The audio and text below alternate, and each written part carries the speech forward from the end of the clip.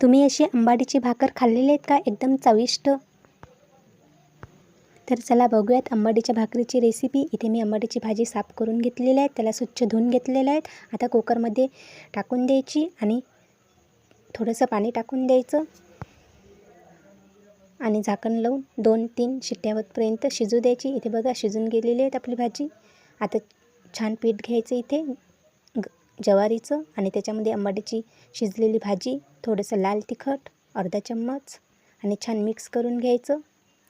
आणि ही भाजी जेव्हा गरम राहते तेव्हाच ते पिठामध्ये टाकून द्यायची आणि आता छान भाकर थापून घ्यायची.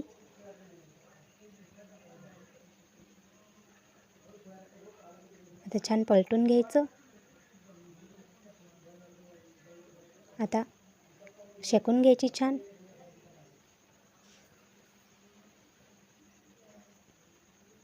आता इथे आपल्या भाकरी तयार झालेल्या आहेत.